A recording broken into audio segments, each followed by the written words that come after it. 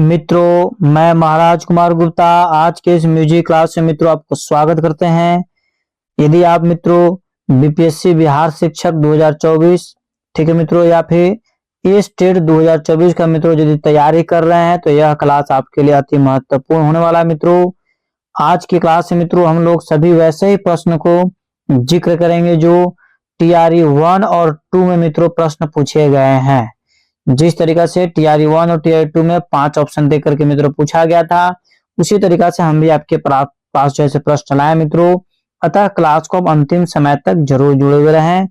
इस चैनल पर मित्रों प्रतिदिन सुबह 8 बजे म्यूजिक के क्लास लिए जाते हैं, और जो मेरा न्यू चैनल है दक्ष म्यूजिक क्लासेस, मित्रों शाम 8 बजे जैसे म्यूजिक के प्रतिदिन क्लास लिए जाते हैं। अतः क्लास को प्रतिदिन जरूर ज्वाइन करें। बच्चों, बिना समय गवाए हुए आज के प्रथम प्रश्न पर हम लोग बारीकी से केयर करेंगे, और जिस प्रश्न का आंसर आपको आता है उस प्रश्न का आंसर आप कमेंट्स में जरूर दिया कीजिए। तो आज का पहला प्रश्न बच्चों कि अलंकार क्या है, बताइए फटाफट। अलंकार क्या है? ए में आपका वाद्य है, बी में टेम्पर है, सी में मित्रों मेलोडिक या हार्मोनिक सौंदर्य है, डी में है उपयुक्त में से एक से अधिक, और ई में है मित्रों उपयुक्त में से कोई नहीं। बताइए फटाफट आंसर कि अलंकार क्या है। जिस प्रश्न का आंसर आपको आ रहा है उस प्रश्न का आंसर आप कमेंट्स में जरूर दिया कीजिए। तो मित्रों अलंकार जो है आपका मेलोडिक या हार्मोनिक सौंदर्य है। ऑप्शन नंबर सी आपका क्या है? सही है। इस प्रकार मित्रों हम लोग अगले प्रश्न पर चलेंगे। ठुमरी के मुख्य कितने प्रकार माने जाते हैं? ठुमरी के मुख्य कितने प्रकार माने जाते हैं? तो ए में आपका मित्रों 2 है, बी में आपका 5 है, सी में मित्रों 3 है, डी में बच्चों उपयुक्त में से एक से अधिक, और ई में बच्चों उपयुक्त में से कोई नहीं। बताइए फर्स्ट आंसर कि ठुमरी के मुख्य कितने प्रकार माने जाते हैं। बच्चों, जिस प्रश्न का आंसर आपको आ रहा है उस प्रश्न का आंसर आप कमेंट्स में फटाफट आप लोग इसी तरीका से देते रहिए। तो प्रश्न मित्रों कि ठुमरी के मुख्य कितने प्रकार है, तो इसका आंसर आपको हो जाएगा ठुमरी के मुख्यतः 2 प्रकार हैं। कितने प्रकार है? 2 प्रकार है। दोनों का आप नाम जान जाइए। ठीक है, सबसे पहले आपको यदि याद है तो आप बता सकते हैं ठुमरी के कौन से 2 प्रकार हैं। तो मित्रों पहला जो आपका है बोल बनाओ की ठुमरी। फर्स्ट क्या हो जाएगा? बोल बनाओ की ठुमरी। इसमें क्या होता है कि बोल बनाओ की ठुमरी को बनारसी ठुमरी भी कहा जाता है। सेकेंड नंबर में बच्चों आप नोट कीजिए कि बोल बौट की ठुमरी। बोल बौट की ठुमरी। इस प्रकार हम लोग अगले प्रश्न की ओर चलेंगे। अगला प्रश्न बच्चों कि चतुरंग किनके अंग हैं? बताइए फटाफट। चतुरंग किनके अंग हैं? ठीक है, हालांकि यहाँ पर गलती हम पढ़ दे। चतुरंग के कितने अंग हैं मित्रों? सही प्रश्न है। चतुरंग के कितने अंग हैं? ए में आपका मित्रों 4 है, बी में 3 है, सी में 8 है, डी में उपयुक्त में से एक से अधिक है, और ई में है बच्चों आपको उपयुक्त में से कोई नहीं। फटाफट कमेंट्स आंसर दिया कीजिए कि चतुरंग के कितने अंग हैं। तो बच्चों आपको बताते चले कि चतुरंग के कुल 4 अंग है। मतलब एप्पल आंसर क्या है? सही है। इस प्रकार बच्चों हम लोग अगले प्रश्न की ओर चलेंगे, और सभी प्रश्न बच्चों आपके एग्जाम्स के लिए महत्वपूर्ण है। मारवा थाट की पहचान क्या है? मारवा थाट की पहचान क्या है? तो ए में आपका मित्रों ऑप्शन है रे कोमल म तीव्र, बी में आपका है ध कोमल, सी में है ग नि कोमल, डी में है बच्चों उपयुक्त में से एक से अधिक, और ई में उपयुक्त में से कोई नहीं। फटाफट अब कमेंट्स आंसर दिया कीजिए कि मारवा थाट की पहचान क्या है। तो मित्रों जिस प्रश्न का आंसर आपको आ रहा है उस प्रश्न का आंसर आप कमेंट्स में जरूर दिया कीजिए। तो बच्चों बताइए कि मारवा थाट की पहचान क्या है।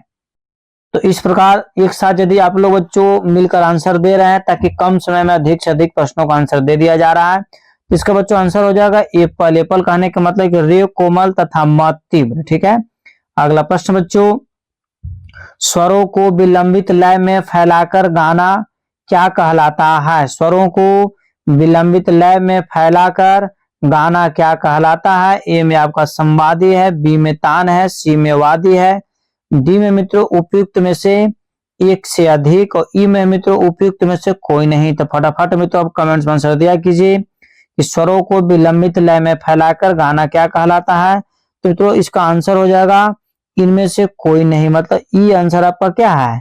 सही है। ठीक है, इस प्रकार बच्चों अगले प्रश्न की ओर बारीकी से केयर करिए। अगला प्रश्न मित्रों किसने वाद्यों को 4 वर्गों में बांटा है? किसने वाद्यों को 4 वर्गों में बांटा है?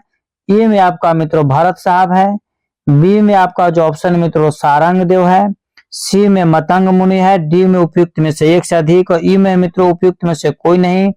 फट से बच्चों आंसर दीजिए कि किसने वाद्यों को 4 वर्गों में बांटा है। तो बच्चों आपको बताते चले कि सारंग देव साहब ने वाद्यों को 4 वर्गों में बांटा है। चारों का नाम आप जान जाइए। पहला है तत्, दूसरा है सुशीर, तीसरा का मित्रों अवनद और चौथा आपको घनवाद। ठीक है, इस प्रकार हम लोग अगले प्रश्न की ओर चलेंगे। एक चीज और मित्रों बताते चले कि संगीत रत्नाकर ग्रंथ के लेखक कौन है? सारंग देव है, जिसमें 4 प्रकार के वाद्यों का वर्णन किया गया है। इस प्रकार बच्चों अगले प्रश्न की ओर हम लोग चलेंगे।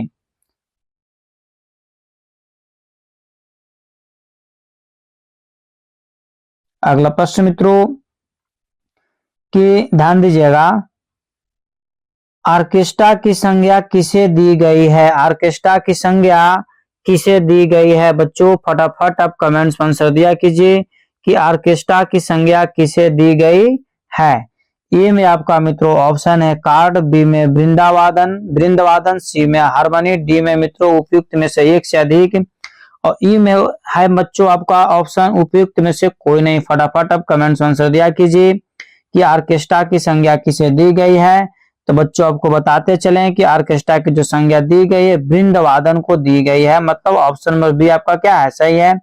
एक चीज बच्चों आपको जरूर बोलेंगे कि यदि जीवन में सफल होना है तो प्रतिदिन एक टारगेट फिक्स कीजिए और उस टारगेट को पूरा करने में अपना पूरा दिन लगा दीजिए बच्चों। आगे आने वाला समय आपका ऑटोमेटिक सही हो जाएगा। ठीक है, और यदि आप कम समय में सफलता पाना चाहते हैं तो मित्रों इस वीडियो को अपने स्टडी ग्रुप में जरूर शेयर किया कीजिए ताकि सभी बच्चे एक साथ जुड़ जाए। तो मित्रों प्रश्न है, यह राग बिलावल थाट का है? ए में शंकरा है, बी में बसंत है, सी में पूरिया है, डी में मित्रों उपयुक्त में से एक से अधिक और ई में उपयुक्त में से कोई नहीं।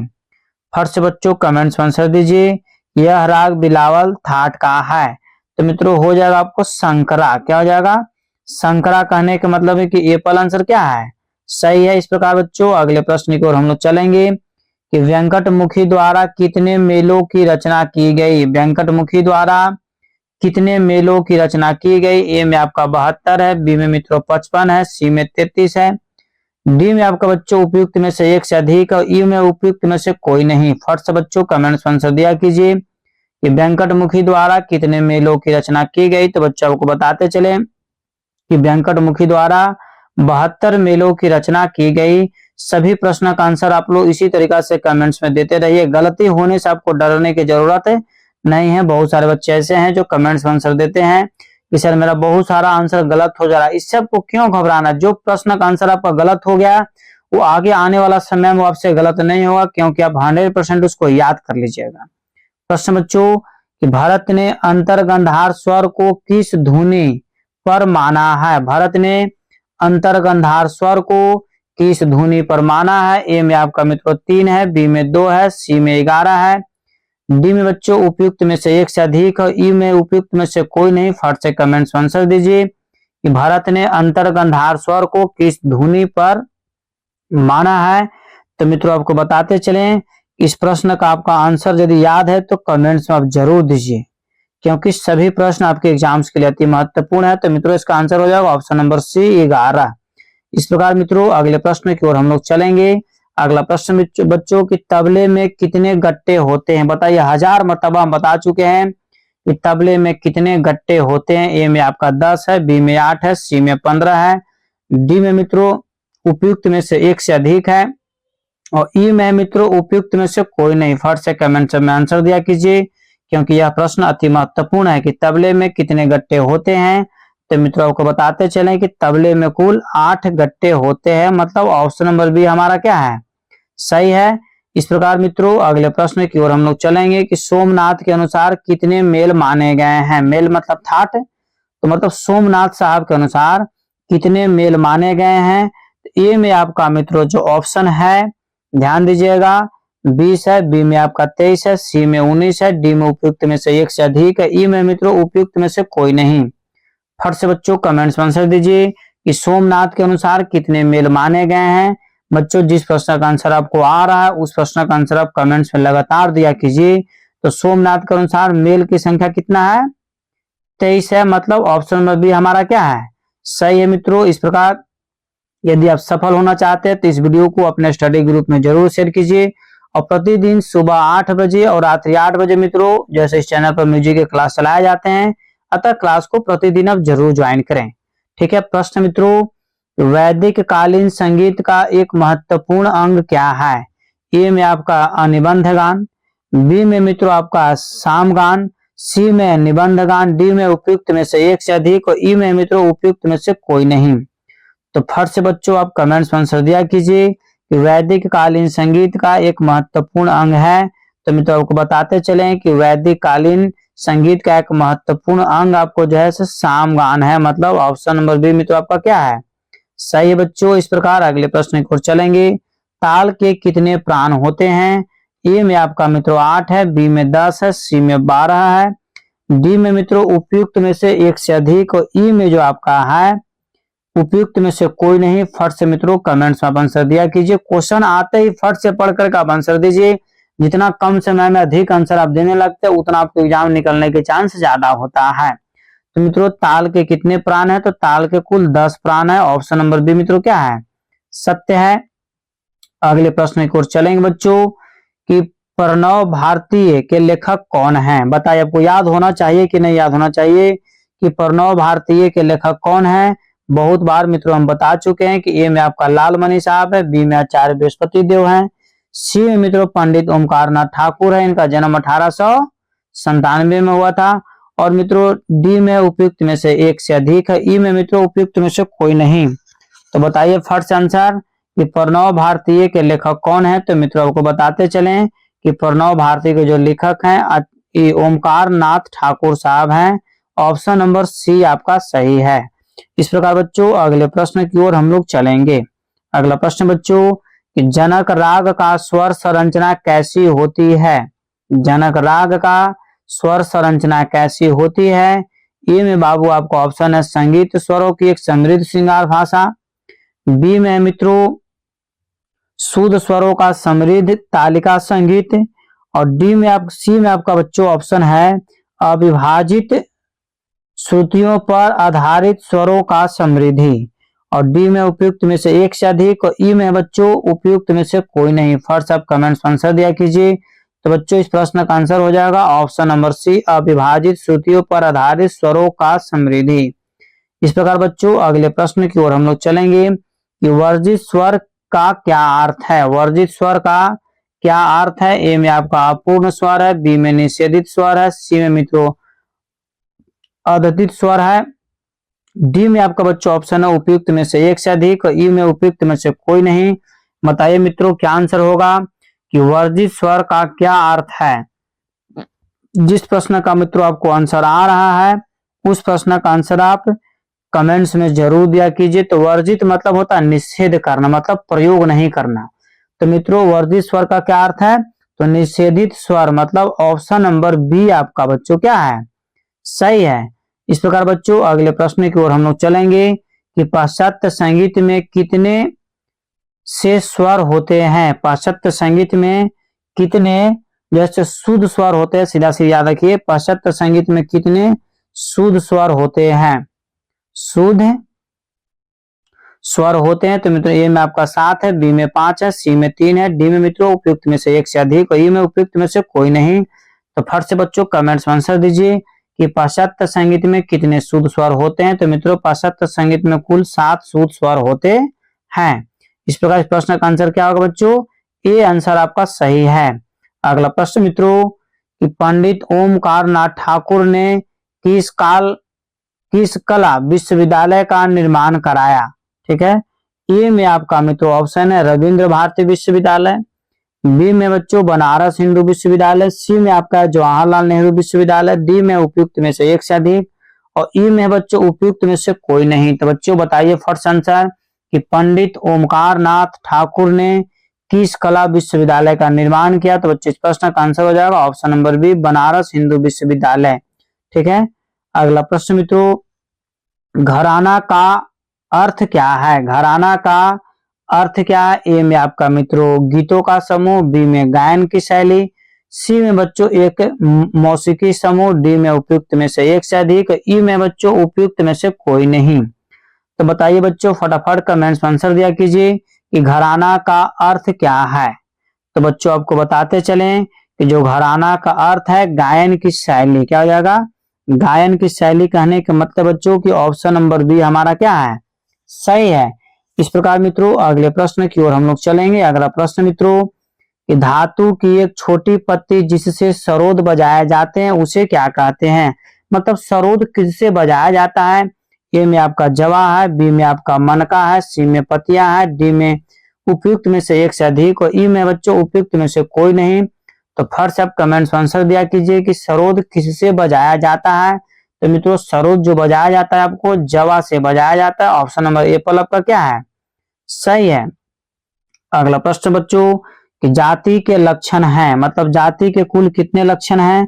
ए में आपका मित्रों 13 है, बी में 10 है, सी में 8 है, डी में उपयुक्त में से एक से अधिक है, ई में आपका मित्रों उपयुक्त में से कोई नहीं। फट से मित्रों आप आंसर कमेंट्स में दिया कीजिए कि जाति के कुल कितने लक्षण हैं। तो जाति के कुल 10 लक्षण है। ऑप्शन नंबर बी हमारा क्या है?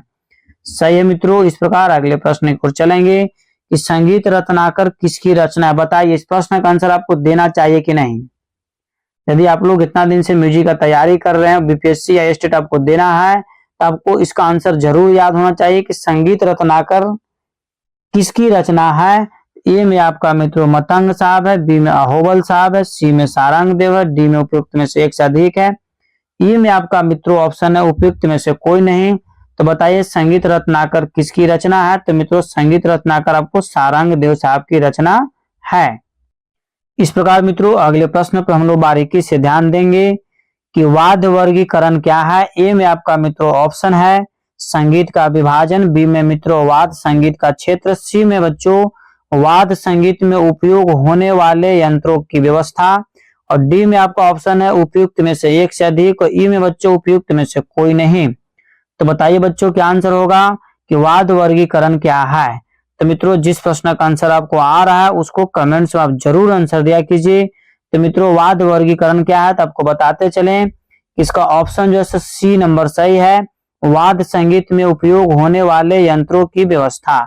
इस प्रकार बच्चों अगले प्रश्न की ओर हम लोग चलेंगे कि भारतीय संगीत में कितनी श्रुतियां मान्य है। बताइए इस प्रश्न का आंसर आपको कमेंट्स में 100% देना बच्चों कि भारतीय संगीत में कितनी श्रुतियों की कितनी श्रुतियां मान्य है।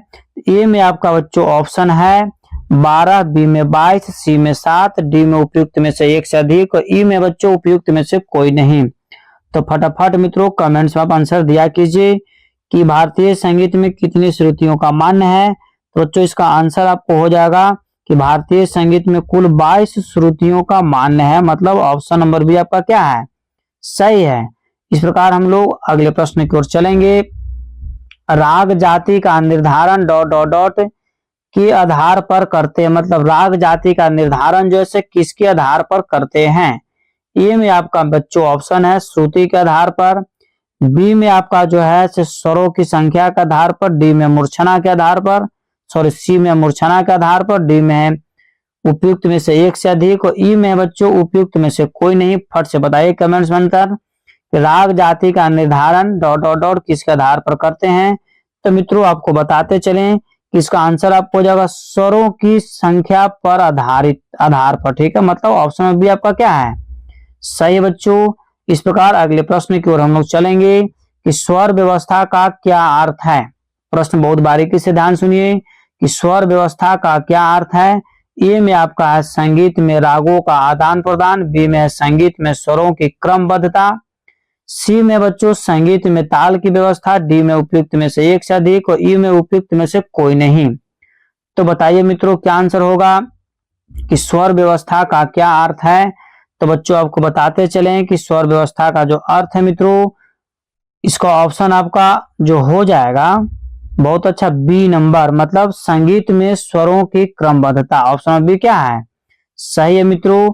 इस प्रकार हम लोग अगले प्रश्न की ओर चलेंगे। अगला प्रश्न मित्रों कि पखावज में स्वर ऊंचा करने के लिए क्या करते हैं। पखावज में स्वर ऊंचा करने के लिए क्या करते हैं? ए आपका मित्रों आटा कम कर देते हैं, बी में ज्यादा कर देते हैं, सी में पूरी को कसते हैं, डी में मित्रों उपयुक्त में से एक से अधिक और ई में उपयुक्त में से कोई नहीं। फट से आप आंसर दिया कीजिए कि पखावज में स्वर ऊंचा करने के लिए क्या करते हैं। तो मित्रों आपको बताते चलें कि पखावज में स्वर ऊंचा करने के लिए बहुत अच्छा हम लोग आटा को कम कर देते हैं, आटा को कम कर देते हैं। ए पर आंसर मित्रों क्या है?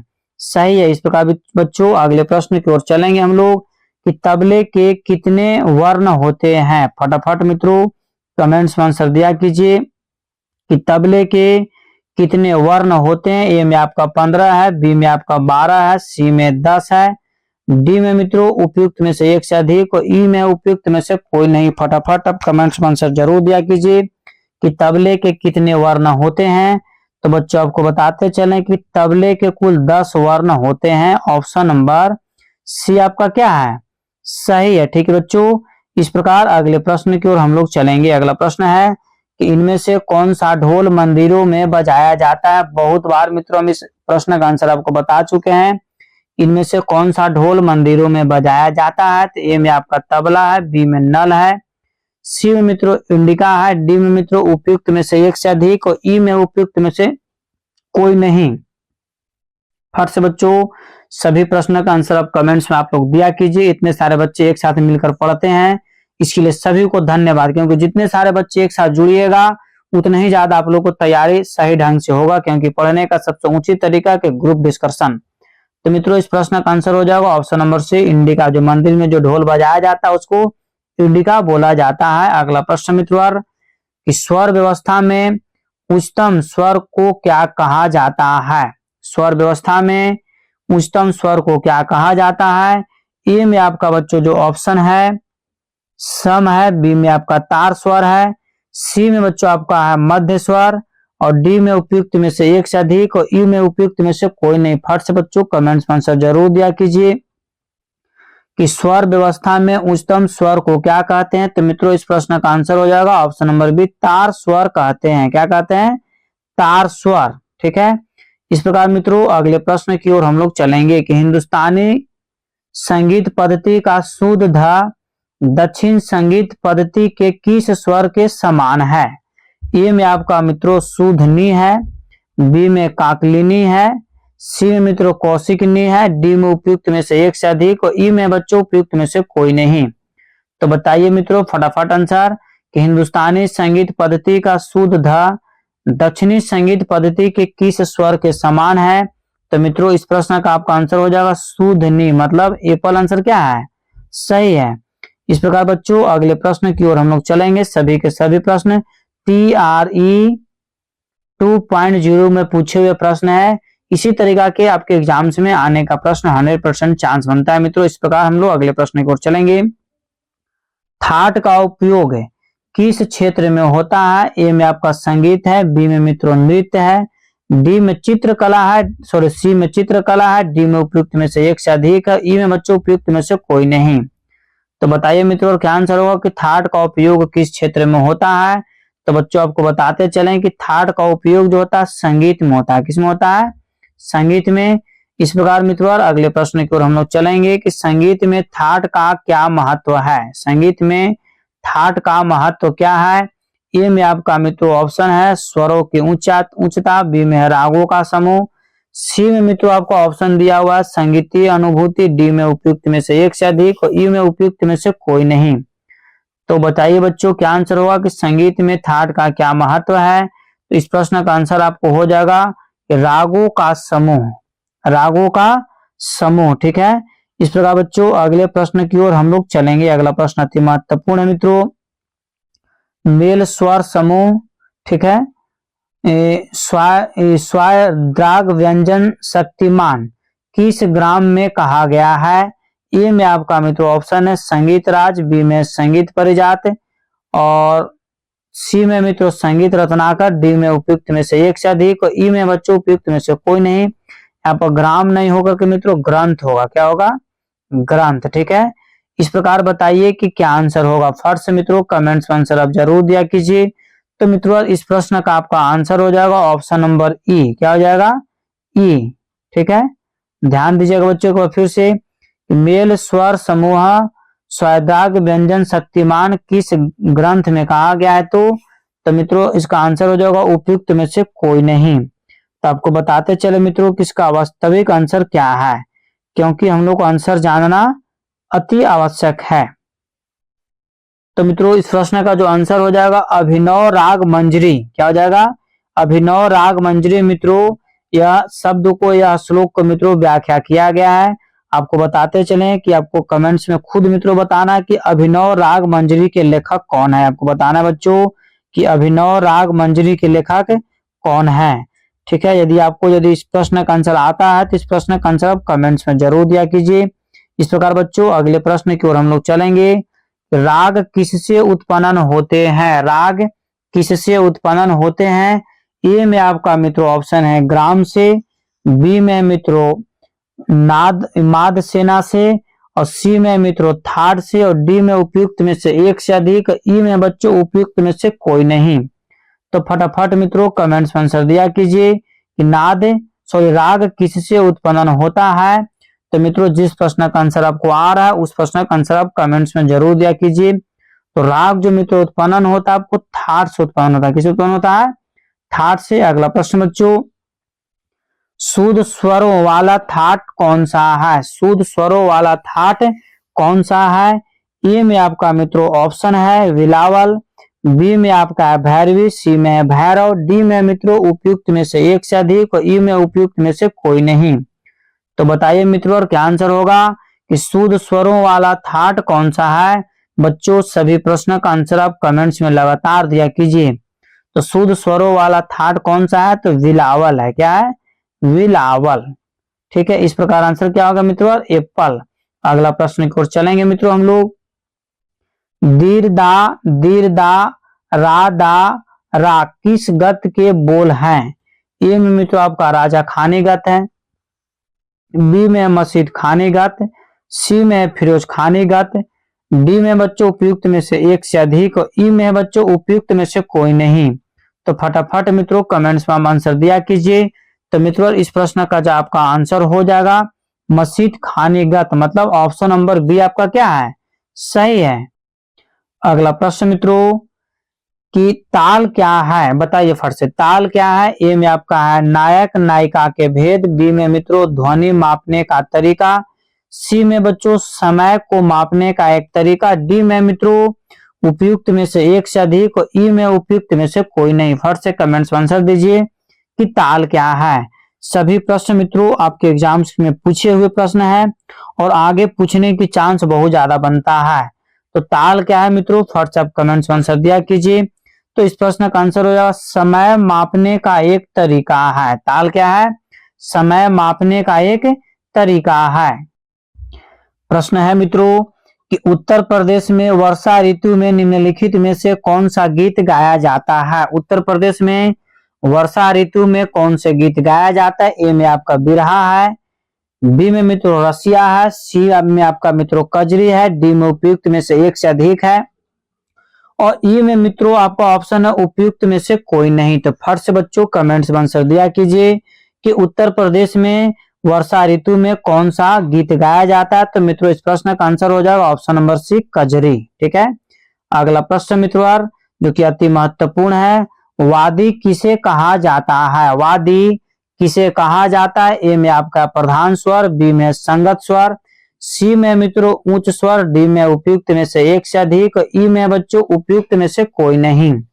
तो फट से आप कमेंट्स आंसर दीजिए कि वादी किसे कहा जाता है। तो मित्रों इस प्रश्न का आंसर आपको कमेंट्स में अवश्य देना चाहिए, क्योंकि बहुत बार इस प्रश्न का आंसर हम बता चुके हैं।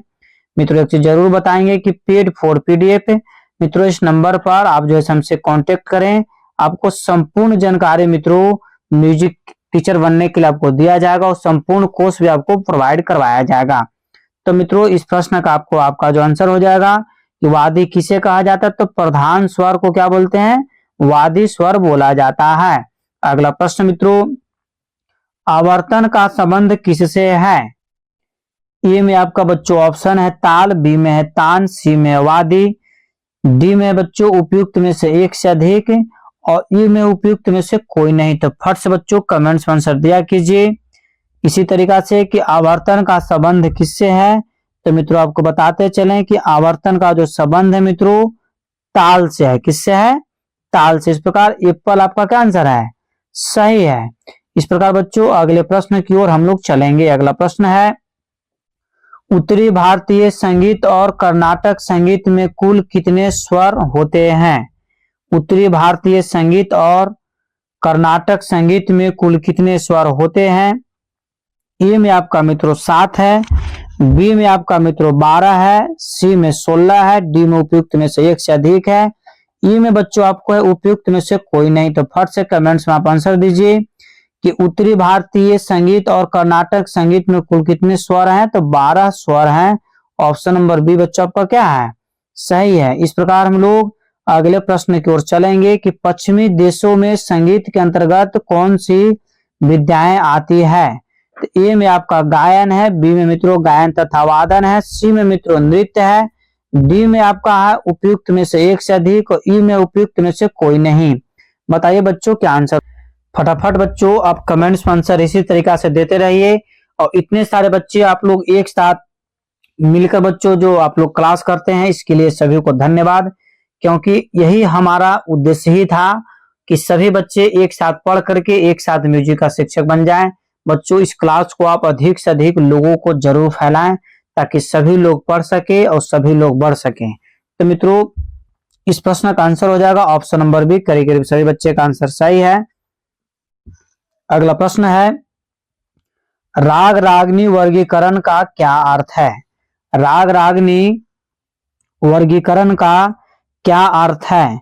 ए में आपका बच्चों ऑप्शन है एक तालमान का नाम, बी में मित्रों संगीतज्ञ स्वर स्थिति, सी में मित्रों रागों का वर्गीकरण, डी में मित्रों उपयुक्त में से एक से अधिक और ई में उपयुक्त में से कोई नहीं। तो फट से बच्चों कमेंट्स में आप आंसर दीजिए कि राग रागनी वर्गीकरण का क्या अर्थ है। तो मित्रों आपको बताते चलें कि राग रागनी वर्गीकरण का जो अर्थ है ऑप्शन नंबर सी बच्चों आपका सही है, रागों का वर्गीकरण। रागों का वर्गीकरण।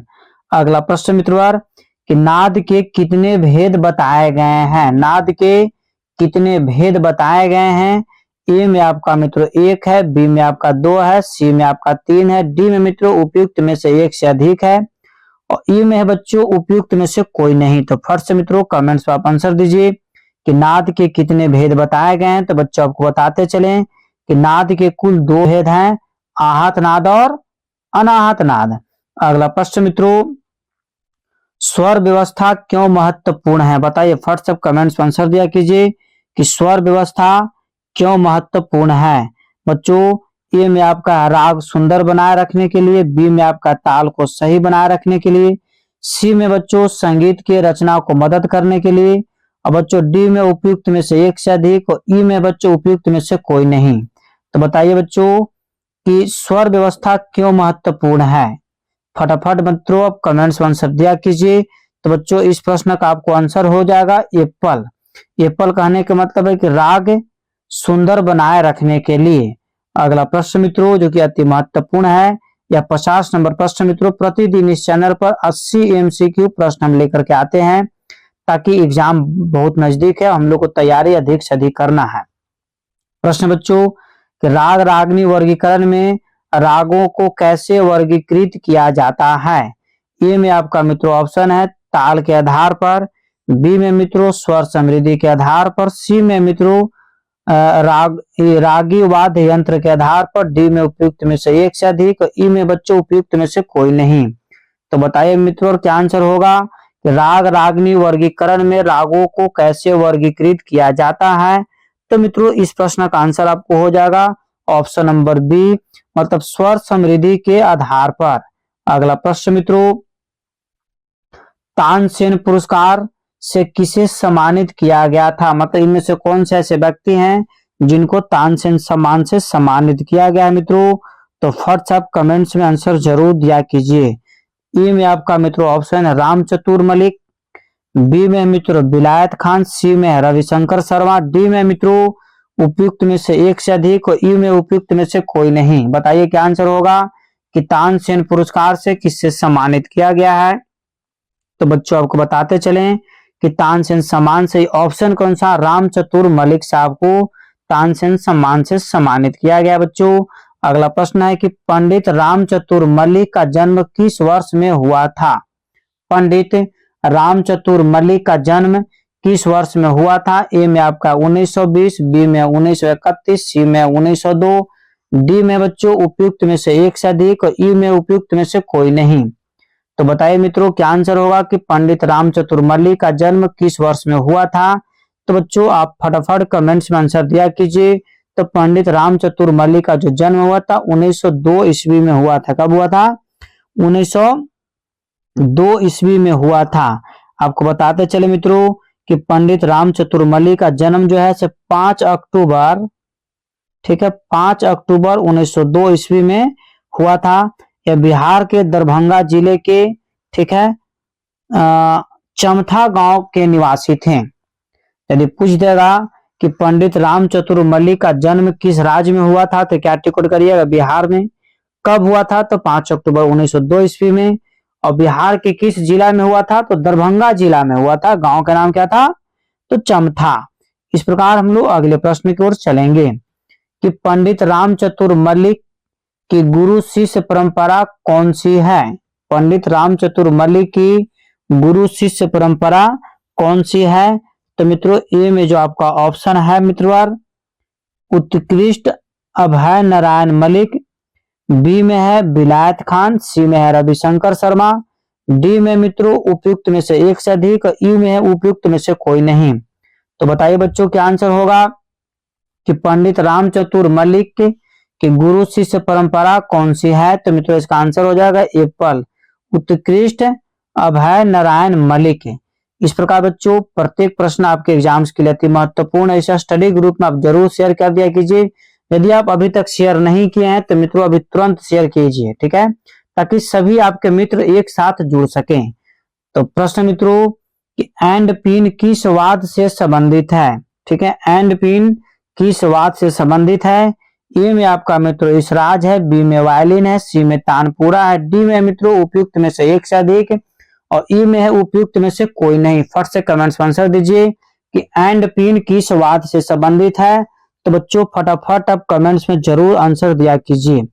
तो मित्रों इस प्रश्न का आपका आंसर हो जाएगा वायलिन। क्या हो जाएगा, वायलिन। कहने का मतलब है कि ऑप्शन नंबर बी हमारा सही है। अगला प्रश्न मित्रों 3 4 होगा, 3 4 का 4 विभाग कौन सी ताल में होती है।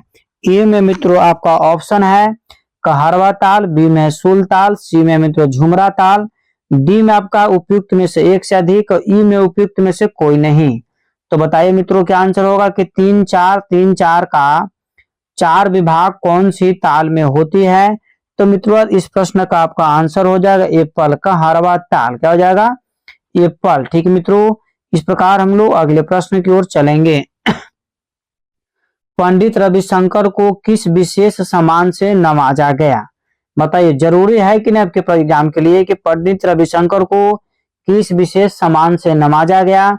ए में आपका मित्रों भारत रत्न, बी में है पंडित पुरस्कार, ठीक है, और सी में है संगीत रत्न, डी में मित्रों उपयुक्त में से एक से अधिक और ई में उपयुक्त में से कोई नहीं। तो बताइए मित्रों क्या आंसर होगा। फटाफट आप कमेंट्स में आंसर इसी तरीका से देते रहिए। इस वीडियो को अपने स्टडी ग्रुप में शेयर करते रहिए। पंडित रविशंकर को किस विशेष सम्मान से नवाजा गया। तो मित्रों भारत रत्न से सम्मान से इनको नवाजा गया है 1999 में। अगला प्रश्न मित्रों पंडित रविशंकर ने किस वर्ष भारत रत्न प्राप्त किया था। देखिए पहले आपको बता ही दिए, यहाँ पर आंसर आया, क्वेश्चन आया भी है कि पंडित रविशंकर ने किस वर्ष में भारत रत्न प्राप्त किया था। तो ए में मित्रों 1999, बी में 1931 है, सी में मित्रों 1902 है और डी में आपका मित्रों उपयुक्त में से एक से अधिक और ई में उपयुक्त में से कोई नहीं। फट से मित्रों कमेंट में आंसर दिया कीजिए, क्योंकि हम इसके पहले वाला प्रश्न में इस प्रश्न का आंसर डाल दिए थे कि पंडित रविशंकर ने किस वर्ष भारत रत्न प्राप्त किया था। इसका आंसर हो जाएगा एप्पल 1999 में, 1999 में। इस प्रकार मित्रों अगले प्रश्न की ओर हम लोग चलेंगे कि प्र प्लस बंध क्या कहलाता है। प्र प्लस बंध क्या कहलाता है। ए में आपका मित्रों ऑप्शन है सामगान, बी में अनिबंध गान, सी में मित्रों प्रबंध, डी में उपयुक्त में से एक से अधिक और ई में उपयुक्त में से कोई नहीं। बताइए मित्रों क्या आंसर होगा कि प्र प्लस बंध क्या कहलाता है। तो मित्रों इस प्रश्न का आंसर आप कमेंट्स में जरूर दिया कीजिए कि प्र प्लस बंध क्या कहलाएगा, प्रबंध कहलाएगा। और यार इस संधि भी छेद है और कुछ नहीं है। ठीक है, अगला प्रश्न मित्रों, हिंदुस्तानी संगीत पद्धति का कोमल रे दक्षिण संगीत पद्धति डॉट डॉट डॉट के समान है। हिंदुस्तानी संगीत पद्धति का कोमल रे जो है से दक्षिणी संगीत पद्धति के समान है। अंतर्गंधार, ठीक है, बी में मित्रों पट श्रुति रे, सी में आपका शुद्ध रे, डी में उपयुक्त में से एक से अधिक, ई में मित्रों उपयुक्त में से कोई नहीं। फट से आप कमेंट्स में आंसर दीजिए इस प्रश्न का आंसर मित्रों क्या होगा। तो मित्रों बहुत अच्छा, इसी तरीका से आप लोग कमेंट्स में लगातार आंसर देते रहिए ताकि कम समय में आपको अधिक से अधिक तैयारी हो जाए। मित्रों आप वीडियो को जरूर लाइक किया कीजिए, शेयर किया कीजिए, कमेंट्स में आंसर तो कंपलसरी डालिए। तो मित्रों इस प्रश्न का आंसर हो जाएगा शुद्ध रे। हिंदुस्तानी संगीत पद्धति का कोमल रे दक्षिणी संगीत पद्धति को जैसे शुद्ध रे के समान है। अगला प्रश्न मित्रों, गुण दोष क्या होते हैं। गुण दोष क्या होते हैं। ए में आपका मित्रों संगीत के राग लिम है, बी में मित्रों गीत के बोल है, सी में आपका किसी गायक की क्षमताएं और कमियां, सी में मित्रों उपयुक्त में से एक से अधिक और डी ई में है आपका उपयुक्त में से कोई नहीं। फर्स्ट से मित्रों कमेंट्स में आप आंसर दिया कीजिए कि गुण दोष क्या होते हैं। तो मित्रों आपको बताते चले इसका आंसर हो जाएगा ऑप्शन नंबर सी, किसी गायक की क्षमताएं और कमियां को हम क्या बोलते हैं, गुण दोष बोलते हैं। इस प्रकार मित्रों अगले प्रश्न की ओर हम लोग चलेंगे। अगला प्रश्न मित्रों कि पंडित रविशंकर के साथ किस विदेशी वायलिन वादक ने सबसे अधिक जुगलबंदी बजाई है। ए में आपका मित्रों ऑप्शन हो जाएगा यहूदी मेनहियम, बी में चार्ल्स डिकेंस, सी में मित्रों ई एम फॉरेस्टर और डी में उपयुक्त में से एक से अधिक, ई में बच्चों उपयुक्त में से कोई नहीं। तो बताइए मित्रों क्या आंसर होगा कि पंडित रविशंकर के साथ किस विदेशी वायलिन वादक ने सबसे अधिक जुगलबंदी बजाई है। तो मित्रों इसका आंसर हो जाएगा यहूदी मेनहुयम, मतलब एप्पल आंसर आपका क्या है, सही है। इस प्रकार मित्रों अगले प्रश्न अति महत्वपूर्ण है कि कर्नाटक संगीत में खंड जाति में कितनी मात्राएं होती है। ए में आपका ऑप्शन है 3, बी में है 4, सी में 5, डी में उपयुक्त में से एक से अधिक और ई में बच्चों उपयुक्त में से कोई नहीं। तो बताइए मित्रों क्या आंसर होगा कि कर्नाटक संगीत में खंड जाति में कितनी मात्राएं होती है। तो बच्चों आपको बताते चलें कि कर्नाटक संगीत में खंड जाति में जो मात्राएं होती है मित्रों आप फट से कमेंट्स में आंसर दीजिए। तो इसका आंसर आपको हो जाएगा मित्रों 5 मात्रा होती है। ऑप्शन नंबर सी आपका क्या है, सही है। इस प्रकार बच्चों अगले प्रश्न की ओर हम लोग चलेंगे कि तानपुरा का दूसरा तार किस स्वर में मिलते हैं। तानपुरा का दूसरा तार किस स्वर में मिलाते हैं। ए में आपका मित्रों मंद्रसा, बी में है मध्यसा, सी में मित्रों आपका है तारसा, डी में आपका उपयुक्त में से एक से अधिक और ई में उपयुक्त में से कोई नहीं। तो फटाफट मित्रों कमेंट्स में आप आंसर दिया कीजिए कि तानपुरा का दूसरा तार किस स्वर में मिलाते हैं। तो मित्रों इसका आंसर आपको हो जाएगा मध्य स्वर में, मतलब मध्य सा में। ऑप्शन नंबर बी आपका क्या है, सही है बच्चों। अगला प्रश्न है कि तबला वाद्य किस वाद्य से बना है। तबला वाद्य जो है किस वाद्य से बना है। ए में आपका बच्चों ऑप्शन है वायलिन, बी में है डमरू, सी में पखावज, डी में है उपयुक्त में से एक से अधिक और ई में बच्चों उपयुक्त में से कोई नहीं। तो फटाफट आप कमेंट्स में आंसर दिया कीजिए कि तबला वाद्य किस वाद्य से बना है। तो मित्रों आपको बताते चलें कि तबला वाद्य का जो मित्रों निर्माण हुआ है आपको पखावज से हुआ। किससे हुआ है, पखावज, मतलब ऑप्शन नंबर सी आपका बच्चों क्या है, सही है। इस प्रकार मित्रों हम लोग 65 नंबर प्रश्न को बारीकी से देखेंगे कि जाकिर होगा यहाँ पर, जाकिर हुसैन संबंधित हैं। बताइए इस प्रश्न का आंसर, जाकिर हुसैन साहब कौन से वाद्य यंत्र से संबंधित हैं। ए में आपका मित्रों तानपुरा है, बी में तबला है, सी में सितार है, डी में मित्रों उपयुक्त में से एक से अधिक है और ई में आपका ऑप्शन है उपयुक्त में से कोई नहीं। बताइए फर्स्ट आंसर कि जाकिर हुसैन संबंधित है। यदि इस प्रश्न का आंसर आप नहीं देते हैं तो बहुत दुख की बात है। फटाफट मित्रों कमेंट्स में आंसर दिया कीजिए कि जाकिर हुसैन साहब संबंधित हैं। तो मित्रों इस प्रश्न का आंसर हो जाएगा तबला वादक हैं, क्या है, तबला। ठीक है, जाकिर हुसैन साहब कौन से वाद्य यंत्र बजाते हैं? तो तबला बजाते हैं। इस प्रकार मित्रों हम लोग 66 नंबर प्रश्न पर चलेंगे। एक ताल में खाली कौन कौन सी मात्रा पर होती है? ए में मित्रों आपका ऑप्शन है 1 से 3 मात्रा, बी में 3 से 7 मात्रा, सी में 9 से 10 मात्रा, डी में मित्रों उपयुक्त में से एक से अधिक और ई में उपयुक्त में से कोई नहीं। तो बताइए मित्रों क्या आंसर होगा कि एक ताल में खाली कौन कौन सी मात्रा पर होती है? तो मित्रों आपको बताते चलें कि इस प्रश्न का आंसर आपको हो जाएगा 3 से 7 मात्रा पर, मतलब ऑप्शन नंबर बी बच्चों हमारा क्या है? सही है। अगला प्रश्न मित्रों, तबला किस वर्ग विशेष का वाद्य है? तबला किस वर्ग विशेष का वाद्य है? ए में आपका मित्रों ऑप्शन है तत्, बी में वितत, सी में घन, डी में मित्रों उपयुक्त में से एक से अधिक, ई में बच्चों उपयुक्त में से कोई नहीं। तो बताइए बच्चों फटाफट कमेंट्स में आंसर दिया कीजिए कि तबला किस वर्ग विशेष का वाद्य है। तो मित्रों जिस प्रश्न का आंसर आपको आ रहा है उस प्रश्न का आंसर आप कमेंट्स में जरूर दिया कीजिए। तो बच्चों बताइए कि तबला किस वर्ग विशेष का वाद्य है?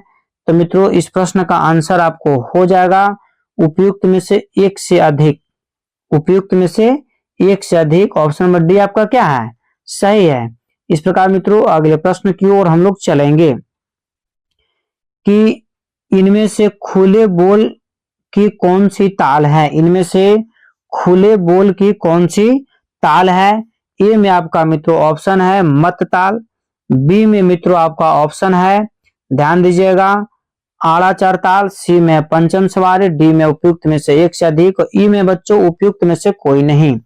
तो फटाफट आप कमेंट्स में आंसर दिया कीजिए कि इनमें से खुले बोल की कौन सी ताल है। तो मित्रों आपको बताते चलें इस प्रश्न का आंसर यदि आपको आ रहा है तो कमेंट्स में आप जरूर दिया कीजिए आंसर, और नहीं आंसर आ रहा फिर भी आप कमेंट्स में दीजिए ताकि आपको पता चल सकेगा कि जिस प्रश्न का आंसर हम दिए सही है या नहीं है। तो मित्रों इसका आंसर हो जाएगा मत ताल। ए पर आंसर बच्चों क्या है? सही है। इस प्रकार मित्रों अगले प्रश्न की ओर हम लोग चलेंगे। सा प कौन से स्वर हैं? सा प कौन से स्वर हैं? ए में मित्र आपका चल स्वर है, बी में आपका अचल स्वर है, सी में कोमल स्वर है, डी में मित्रों उपयुक्त में से एक से अधिक और ई में उपयुक्त में से कोई नहीं। तो बताइए बच्चों क्या आंसर होगा कि सा प कौन से स्वर हैं?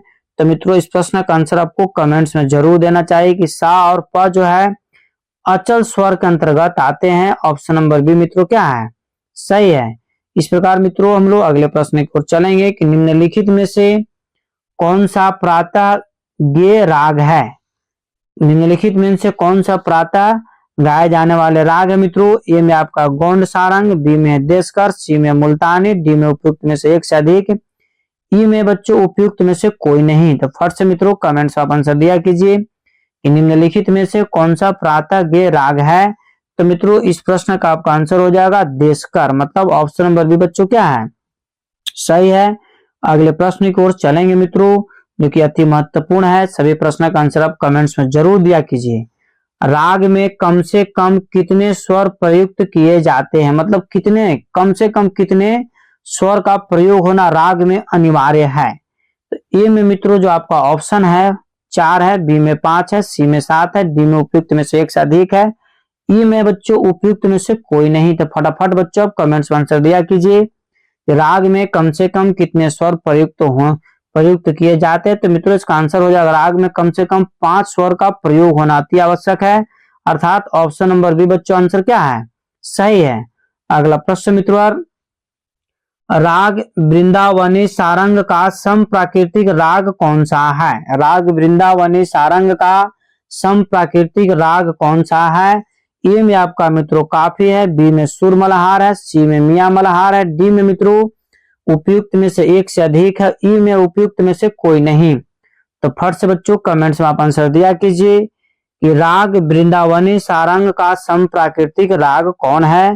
तो मित्रों इस प्रश्न का आंसर यदि आपको कमेंट्स में आ रहा है तब जरूर दिया कीजिए। तो मित्रों इसका आंसर हो जाएगा उपयुक्त में से कोई नहीं, मतलब ई नंबर आंसर क्या है? सही। आपको कमेंट से मित्रों इसका आंसर देना है राग वृंदावनी सारंग का सम प्राकृतिक राग कौन है।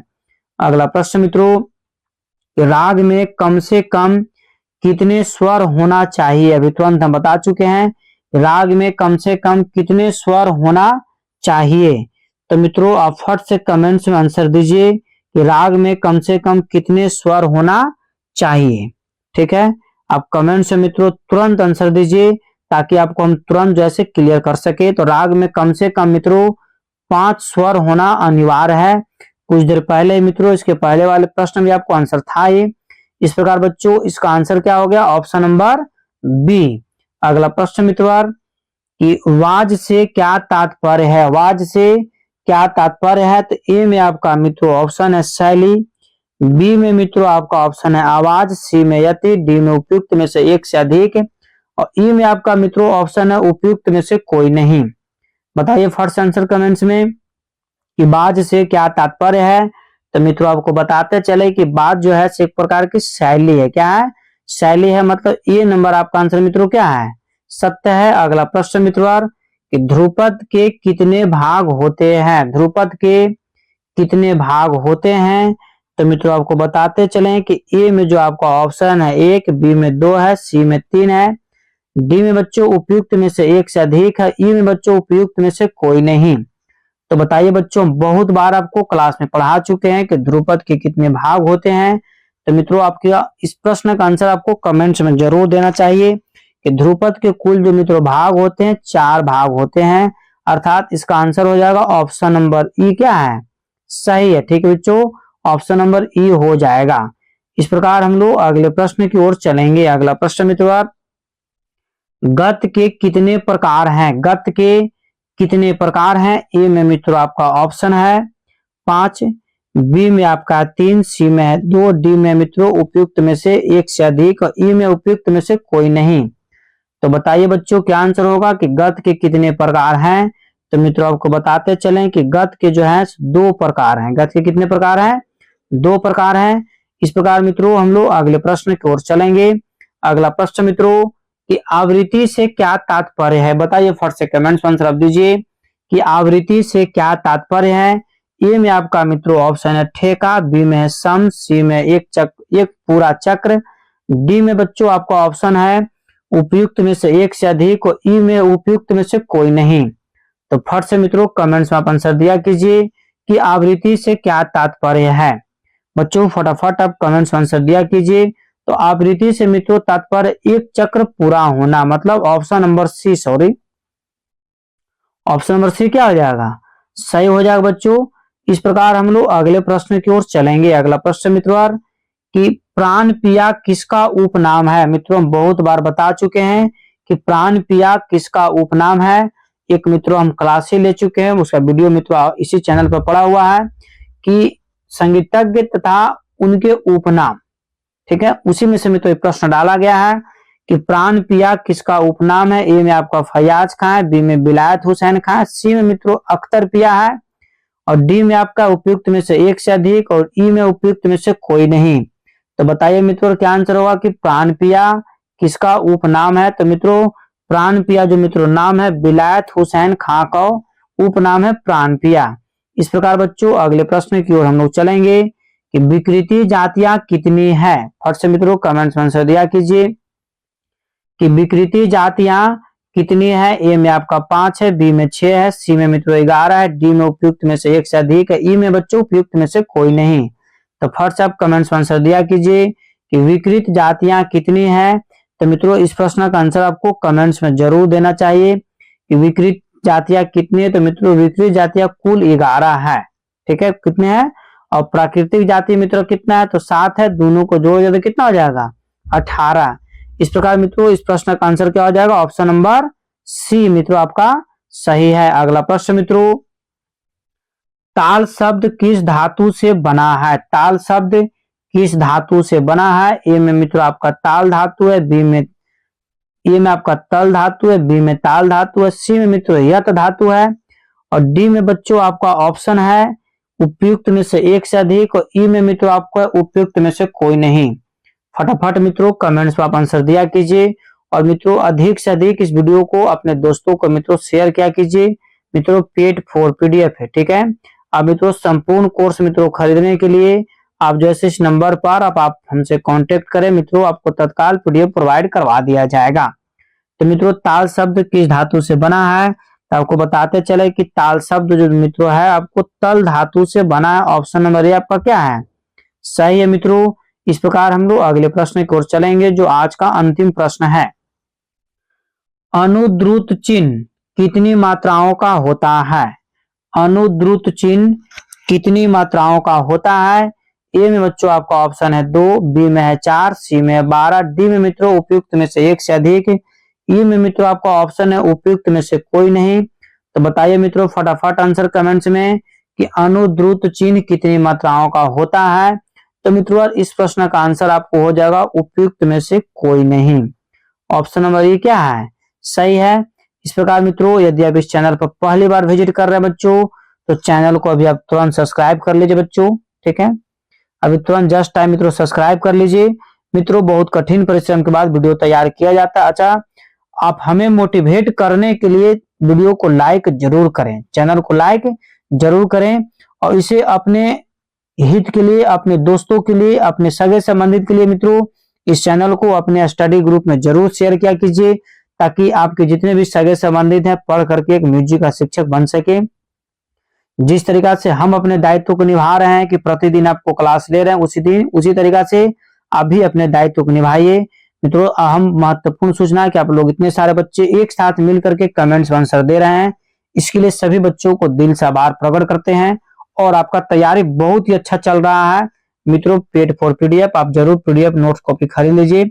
एक चीज और मित्रों, एक हम ग्रुप का निर्माण किए हैं, जितने भी बच्चे पीडीएफ खरीद चुके हैं, कोर्स खरीद चुके हैं, उनके लिए ग्रुप का निर्माण मित्रों हम किए हैं और उसमें सभी बच्चों को ऐड कर दिया गया है। अतः आप भी पैकेज खरीद करके मित्रों उस ग्रुप में जुड़ जाएं ताकि आपको संपूर्ण सूचना देते रहेंगे। तब तक के लिए आप स्वस्थ रहिए, मस्त रहिए। एक बार प्रेम से बोलिए भारत माता की जय।